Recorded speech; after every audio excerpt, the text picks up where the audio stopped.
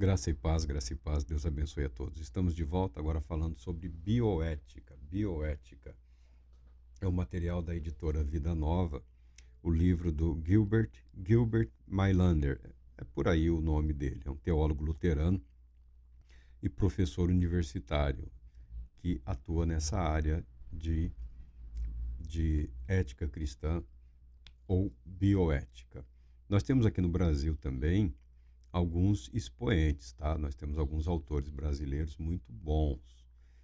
Eu cessei aí a minha biblioteca temporariamente, não há necessidade de acrescentar material, mas há materiais novos, atuais. Salvo engano, é um teólogo católico no Brasil, ele dá. Eu não me lembro qual universidade que ele está. Eu não sei se é a PUC de Minas ou a PUC de São Paulo. Ele era professor lá e atuava nessa área de bioética. No que diz respeito a divergências doutrinárias, teológicas, ou seja lá o que for, a bioética é uma área comum, tá bom? A bioética ou a ética cristã, ela é uma área comum. Não tem como você fugir à verdade ou às implicações dos atos humanos no que diz respeito à repercussão sobre a vida dos indivíduos e como os atos humanos revelam as intenções dos indivíduos e da sociedade. Então ele está falando de visão não só do mundo, da sociedade, mas como nós nos enxergamos, como nós nos vemos. E ele cita aqui, o Mailander, ele cita Leon Kass. Leon Kass escreveu um livro, Gerado ou Criado. É um livro que fala sobre reprodução artificial ou reprodução assistida. Na prática, ele está falando sobre a intervenção humana no processo de procriação. Ele cita aqui o credo niceno, o credo de Niceia. Quem, quem se interessa por essas declarações históricas de fé, essas declarações teológicas, entende que no credo niceno, preocupados na época com o questionamento sobre a natureza do Redentor, do Filho de Deus, o credo niceno declara que Jesus, o Cristo, desde a eternidade foi gerado e não criado. Nós já comentamos sobre isso e comentaremos. Há alguns teólogos até hoje em dia que têm grandes dificuldades com isso, tá? Gerado e não feito. Gerado e não feito. Quando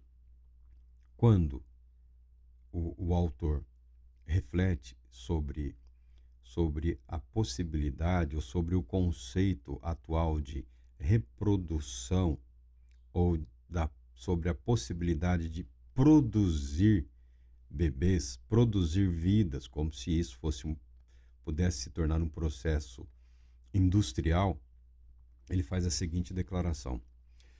E eu vou ler essa declaração aqui, porque ela é inteira, ela é completa, ela se explica. Pense nas concepções de vida e de mundo refletidas nas diferentes expressões que se seguem e que descrevem o processo de geração da vida. No Israel antigo, impressionados com o fenômeno da transmissão da vida de pai para filho, empregava-se a palavra que traduzimos por gerar, geração. São estas as gerações, gerar. Os gregos, impressionados com a nova vida que aflorava nos processos cíclicos de criação e declínio, chamavam-na de Gênesis ou Gênesis, raiz do termo cujo significado é vir a ser, tornar-se ou vir a ser. O mundo cristão pré-moderno, aí ele da fala inglesa, é o ambiente intelectual dele, é o ambiente formativo pensante, não vai deixar de fora. O mundo pré-moderno de fala inglesa, impressionado com o mundo que lhes foi dado pelo Criador, usava o termo procriação, o ato de procriar. Nós, impressionados com a máquina ou com o produto nacional bruto criados por nós, utilizamos a metáfora que nos chega das fábricas. Reprodução. Reprodução. No que diz respeito à geração de vida, foram utilizadas a palavra geração, procriação, e hoje se fala em reprodução assistida ou reprodução artificial. Não existe reprodução artificial, porque o ser humano não é capaz de criar vida. Não, isso é impossível. O ser humano não cria vida. O ser humano não cria vida. Então não existe reprodução artificial, como não existe inteligência artificial, tá bom? São artifícios. No que diz respeito à procriação, está se falando nos limites da intervenção humana no processo. Você estará pensando, principalmente naquelas mulheres, que você talvez conheça aí, algumas delas, provavelmente da família, inclusive, que tiveram, por algum período ou por toda a vida, alguma dificuldade em ter filhos. Algumas das quais, alguns casais, que até recorreram às técnicas atuais que auxiliam nesse processo, intervenção humana, com vistas a, ajudar ou auxiliar o casal num, num gesto, num ato de procriação ou geração da vida. Você está pensando nisso, né? Numa bênção, numa intervenção, como num problema de saúde, para gerar saúde, para melhorar a qualidade de vida e por aí afora. O trabalho do teólogo e especialmente de quem milita na área da bioética é chamar a atenção sobre implicações outras e intenções outras de indivíduos, de grupos que querem, na verdade, dominar o processo a tal ponto de criar um humano diferente, um humano patenteado, tá? Tornarem-se donos da vida, tal qual fazem com as sementes aí. Você pode achar bizarro o que eu estou falando, mas não sou eu que estou falando, é o que as pessoas estão tentando fazer. Não todos, mas há alguns aí que têm uma mente incrivelmente complicada. E a intenção de alguns, ao que parece, é isso. Você compra a semente de soja, ela é patenteada, que ela foi produzida por especialistas aí na área, de especialistas em semente, e eles falam de melhoria na genética lá da semente, e essa semente, a semente de soja, ela produz soja. O milho, a semente do milho produz milho. E existem algumas empresas que têm a patente sobre o milho, sobre a soja, sobre inúmeras, sobre o plantio de sementes. Teve até uma época aí quase escândalo, no Brasil abafaram, mas tinha uma empresa, era norte-americana, que ela tornou-se dona de quase todas as terras do Canadá até o Uruguai. Tá? Era uma grande empresa que comercializava sementes e num processo complicado, num processo jurídico muito complicado, eles conseguiam a patente não só da semente, mas também eles eram donos do resultado, ou seja, alguém que utilizasse a semente deles sem a devida autorização, por exemplo, e alegar que não tivesse comprado, era processado, como muitos foram processados, e perderam as suas terras. Tá? É uma grande empresa aí. Agora ela foi comprada, os processos devem estar sumindo ou desaparecendo. O que se tem, a preocupação é que alguns estejam tentando fazer isso, tá? Introduzir uma variante genética, interferindo no processo a ponto de criar um humano que possa ser patenteado, tá? Que possa ser exclusivo ou único. Nós estamos falando de vida, nós estamos falando de família. O que o autor está preocupado é nas consequências de pessoas que não têm nenhum compromisso com a vida ou com a família. Pessoas que são obcecadas com o conhecimento e nem sempre estão dispostos a se submeterem aos limites éticos. Tem sempre alguém querendo ultrapassar as fronteiras, os limites. O que eu falo pode parecer coisa de ficção científica, coisa fora da realidade. O ambiente universitário ele é cheio de regramentos, a, a pesquisa é cheia de regramentos, teoricamente, teoricamente, não se pode dizer que isso esteja acontecendo, mas conhecendo o ser humano, nós sabemos que algumas pessoas não têm lá seus limites. Fora o fato de nós conhecermos aí, por conta de escândalos que foram amplamente divulgados pela mídia, né, de profissionais que trabalhavam nessa área e que desrespeitaram os limites éticos, que foram até presos, processados, aí, condenados, nós temos que pensar no dano causado na família e nos indivíduos que vieram à luz em meio a processos tumultuosos no que diz respeito à sua geração. É isso que o especialista em bioética está preocupado. Ele cita aqui a Brown, Louise Brown, em 1978. Louise Brown tornou-se a mais famosa criança na face da Terra, considerado o primeiro bebê de proveta. Primeiro que ela não é um bebê de proveta. Não se fabrica pessoas em proveta, não se fabrica pessoas em laboratório. O que aconteceu é que, após inúmeras e exaustivas tentativas, os profissionais conseguiram fertilizar fora do ambiente, fora do útero, conseguiram unir o espermatozoide do pai ao óvulo da mãe, através de uma interferência humana, uma interferência mínima que foi suficiente para garantir o início do processo de vida. E imediatamente após, esse óvulo é implantado no útero da mulher, onde ele se desenvolve normalmente. Então, ela não é um bebê de proveta, ela não foi gerada o desenvolvimento do feto não ocorreu em laboratório, tá? A fertilização do óvulo ocorreu fora do corpo humano, no ambiente preparado, no ambiente adequado. Logo em seguida foi implantado no útero. A expressão bebê de proveta, ela é equivocada, tá bom? A primeira etapa do processo ocorreu fora do corpo humano, mas todo o desenvolvimento dela é uma criança normal, uma mulher adulta, uma mulher normal. De vez em quando alguém aparece para visitá-la lá por curiosidade. Esse processo, ele era muito caro. Tornou-se mais acessível.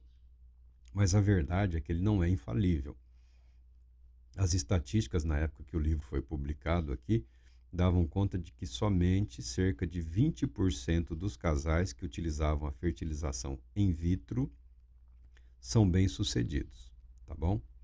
Na fertilização in vitro é o que nós falamos, tanto o espermatozoide quanto o óvulo são manipulados fora do corpo humano, fora do útero, né? Fora do ambiente materno, tá bom?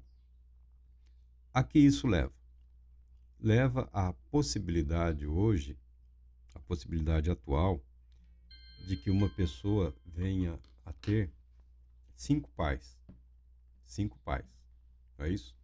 O doador do espermatozoide, a doadora do óvulo, a mãe temporária, isso é impossível, né? Não tem como não ser a mãe, não tem como não ser uma mulher, pelo sistema reprodutivo, né? Sistema criado por Deus, é o útero, tá bom? Toda a questão química, hormonal, não tem como, é o útero materno.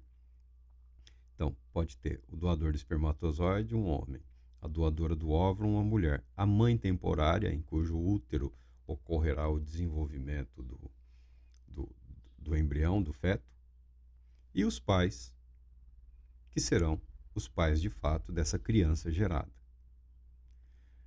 Graças à engenhosidade humana e alguns comportamentos de algumas famílias, alguns casais, nós chegamos hoje a questões fora os doadores do óvulo e espermatozoide, nós temos casos aí da avó que é mãe, né? Utilizaram o útero da avó para gerar os filhos da filha ou do filho e do casal. Nós temos algumas complicações éticas, algumas complicações morais criadas pela possibilidade criada pelo ser humano. Fora o fato de que hoje, dada os costumes da sociedade, né, o número de pais pode, nós falamos aqui os dois que doaram, a mãe e o casal que recebe essa criança. Esse casal hoje não precisa ser necessariamente um casal, né? Pode ser dois homens ou duas mulheres ou só uma mulher ou só um homem também. Mas o fato é que uma criança pode chegar a ter 5 pais, deixando de lado a publicidade desses atos que podem trazer implicações emocionais, psicológicas, afetivas para as crianças assim geradas. Nós temos os casos de indivíduos que não respeitam os limites éticos. Temos até casos aqui no Brasil amplamente divulgados pela mídia, que não quero entrar nessas questões, mas pessoas que feriram a ética da vida. Não estou dizendo que um casal que recorre à fertilização in vitro está incorrendo numa afronta à ética da vida. Não é essa a questão. A questão é que essas pessoas podem estar sendo manipuladas e os resultados positivos ou negativos, não importando quais sejam, podem estar mascarando intenções outras de indivíduos que estejam tentando transformar a vida humana num processo semi-industrial, tá bom? É nisso que fala o autor. Qual a importância, quando falamos de bioética, procriação versus reprodução? Qual é a importância do laço biológico entre as gerações? Em que medida é importante o fato de que, exceto em situações de emergência, os responsáveis pela criação da criança sejam também aqueles que a geraram? Que grau de importância deve-se atribuir ao fato de que uma criança é gerada e não feita? Essa é a preocupação aqui do teólogo luterano, do cristão comprometido com a palavra de Deus, comprometido com a família cristã, comprometido com a vida cristã. A bioética ela ganhou notoriedade após o período da Segunda Grande Guerra. A Segunda Grande Guerra foi um período em que humanos foram tratados como animais, não só, tá? Não só na Segunda Grande Guerra. Antes, durante diversos períodos na história da humanidade, determinados grupos foram tratados como subhumanos. Subhumanos. A preocupação é essa. Quando se fala de bioética, você está preocupado com aqueles que se consideram super-humanos, ou os melhores humanos, ou humanos melhorados ou aprimorados, não importando por qual seja o processo. Você está preocupado com essa vaidade, com essa arrogância. A preocupação do especialista em bioética vem no sentido de que, sendo conhecedor do ser humano, não é esses que se consideram superiores que são a preocupação. A preocupação é quando é permitido a uma sociedade aceitar como verdade o fato de que há humanos inferiores ou subhumanos. Então, isso aconteceu em diversos momentos da história, mas no período da Segunda Grande Guerra, indivíduos foram submetidos a experimentos deploráveis, a procedimentos assim absurdos, inomináveis. Não foi o único momento da história, mas dado aos recursos que havia naquela época, o nível de curiosidade insaciável de mentes perturbadas, seres humanos, homens e mulheres, foram tratados como sub-humanos, menos do que animais. Nenhuma dignidade foi lhes conferida e essas pessoas foram submetidas a experimentos deploráveis. A preocupação do especialista em bioética é isso: traçar um limite, traçar limites que não devem, de modo algum, ser ultrapassados, nem sequer pensados ou imaginados. Um mundo em que tudo é normal não é um mundo normal. Uma sociedade em que a vida é um produto não é uma sociedade saudável, não é uma sociedade equilibrada. Uma sociedade, um mundo cristão em que o ser humano pode ser tratado como resultado de um processo semi-industrial, não é um cristianismo saudável ou equilibrado. Na sequência, o autor vai tratar aqui do significado moral do vínculo biológico. Nós temos no mundo de hoje, só para você ter ideia, nós temos psicologia sem alma. Nós temos psicologia sem alma. Nós temos vida sem Deus.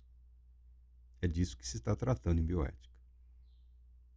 Porque se você nega a existência da alma humana, do espírito humano, se você nega um Deus criador, tudo pode ser resumido a um processo que pode ser interrompido a qualquer momento, cujas intervenções não têm limites. O especialista em bioética ressalta para o cristão a obrigatoriedade de que a sua fé em Deus deve permear todas as áreas da sua vida. E como cristãos, nós somos responsáveis por manter vivos a verdade do Evangelho de Cristo Jesus, de que o aprimorador, o restaurador, o regenerador, aquele que traz a cura, aquele que conduz à perfeição num ato futuro, é o próprio Deus, através de Jesus o Cristo. Deus Todo-Poderoso te abençoe, te proteja e te conceda paz, muita paz.